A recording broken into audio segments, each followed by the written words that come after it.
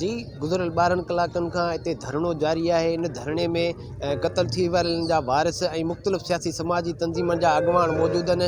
इन्हनि सां ॻाल्हि ॿोल कंदासीं त उन्हनि जो छा चवणु आहे। हमलो थियो आहे, पुलिस राति आई हुई, उन्हनि सां ॻाल्हियूं ॿोलियूं थियूं त हीउ मुक़ाबिलो छो पियो मीडिया में ॼाणायो वञे, त उन्हनि बि चयो त यकतरफ़ो हमलो आहे, हथियारबंदनि सां जिन हारियुनि ते वञी ऐं पाड़े में क़त्लेआम कयो आहे।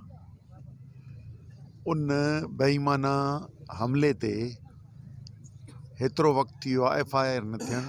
असांखे अची चई विया राति त FIR जेका मालिक दाख़िल कराईंदा हुआ थींदी, उन खां जवाबु ॾेई छॾियूं राति। हाणे अहिड़ी लाक़ानूनीयत हूंदी, क़त्लो गारित खां पोइ वरी बुनियादी हक़ FIR दाख़िल करण जो उहो बि सरकार जे चवण ते थिए, इहो क़ाबिल मज़म्मत आहे।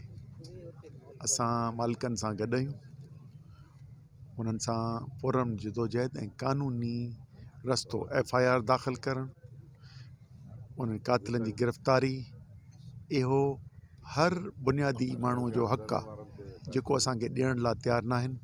जेका ही ज़मीन जेका ॾिनी हुई सा भुट्टे शहीद ज़ुल्फ़कार अली भुट्टे हिननि खे ॾिनो हो। अॼु असीं बिलावल खां इहा घुर था कयूं त तुंहिंजे नाने जो फ़ैसिलो थियल हो, जेका हीअ ज़मीन हिन मिसकीननि खे मिलियो आहे, अॼु उन्हनि जे तुंहिंजे नाने जे फ़ैसिले जे मुताबिक़ अॼु जिथे 5 लाश ही रोड ते रखियो वेठा आहिनि, त हिननि जो कहिड़ो इंसाफ़ थींदो।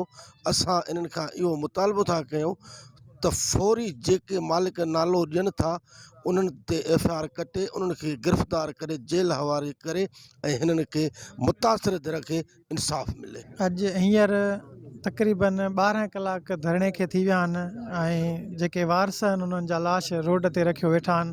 पर अफ़सोस सां पहिरियां बि इंतिज़ामिया उन्हनि जी वंगारी हुई, अञा बि उन्हनि खे बचाइण लाइ उन्हनि जी सहूलियत कराए न FIR थी आहे, न ज़ख़्मियुनि सां गॾु जेके माण्हू खयां विया उहे वापसि ॾिना विया आहिनि। कैमरामैन अब्दुल वहाब संगरा सां गॾु एजाज़ अली संगरा, सिंध TV न्यूज़, नवाब वली मोहम्मद।